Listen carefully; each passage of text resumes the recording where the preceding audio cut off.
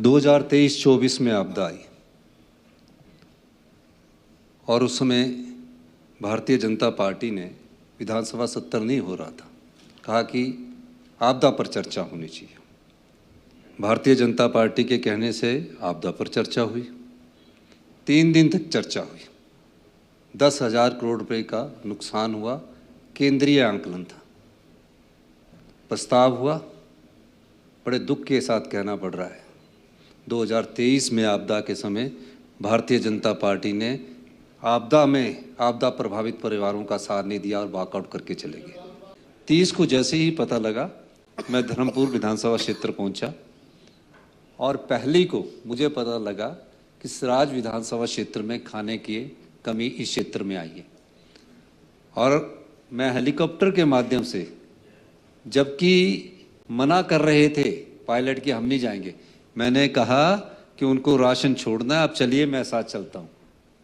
और वहाँ जाने के बाद राशन छोड़ा। मैंने पता किया कि यहाँ नीचे रेस्ट हाउस के लिए रास्ता है, क्योंकि वो नीचे को आपके घर की तरफ को रास्ता जाता है। कहते रास्ता नहीं है, आप नहीं जा सकते, और कोई भी रास्ता नहीं खुला हुआ था। तो पहला पहुँचने वाला व्यक्ति मुख्यमंत्री वहाँ थे। ये मैं आपसे इनसे पहले पहुँचने वाले वहाँ थे। हमें सरकार की जिम्मेवारी उतारे। इससे के बाद मैं बताता हूँ, डिप्टी कमिश्नर, एसपी, डीसी, उन्होंने पूरा दिन रात काम किया। अगले दिन 1-2 दिन बाद माननीय डिप्टी चीफ मिनिस्टर को हमारी सरकार ने वहां भेजा, पीडब्ल्यूडी मिनिस्टर को वहां भेजा, सब मंत्री वहां गए। सरकार की संवेदनशीलता क्या होती है? सरकार की संवेदनशीलता होती है कि सबसे पहले टेम्परेरी तौर पर सड़कें खोली जाएं, और अगर सड़कें खुली तब आप वहां पहुंचे। केंद्र फेडरल स्ट्रक्चर्स में इन्हीं का दायित्व बनता है कि हमारे को जो किस्त मिलती, कोई भी सरकार आ जाए, कोई तीसरी सरकार भी आ जाए, उसको भी एसडीआरएफ के पैसे मिलते हैं। और एनडीआरएफ की कोई ऐसी बड़ी बात नहीं कि स्पेशल है, कोई रिलीफ पैकेज स्पेशल नहीं मिला। कहते 415 करोड़ रुपए आए। जो 2023-24 में आपदा आई ना, रिलीफ उसको कहते ना जिसकी पीड़ा होती है उस समय किया जाए। आपने बहुत अच्छी बात की, मैं आज आपकी बात का कायल हो गया। आप अपने केंद्र की सरकार के पास जाइए, 23-24 का जो रिलीफ है वो 2 साल बाद भी नहीं दे रहे। 10,000 करोड़ के रिलीफ में 1,500 करोड़ रुपया उन्होंने हमें दिया, और क्या कहा कि जो आपने खर्चा किया है उसी में खर्च होगा।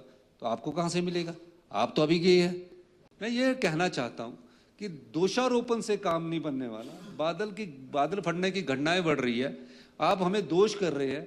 1.5 महीने से टेम्परेरी अभी है, टेम्परेरी हमने जोड़ा, और हम टेम्परेरी इसलिए कि अभी इतनी बरसात पड़ रही है।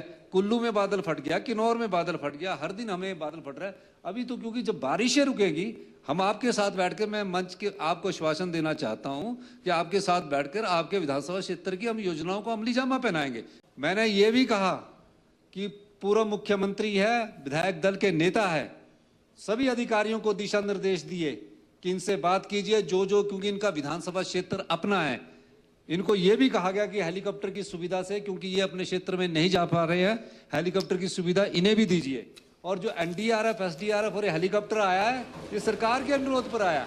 आपदा प्रबंधन ने, हमारे सरकार ने अनुरोध किया कि हेलीकॉप्टर आया है। ये कोई एनडीआरएफ, एसडीआरएफ केंद्र सरकार से नहीं आया।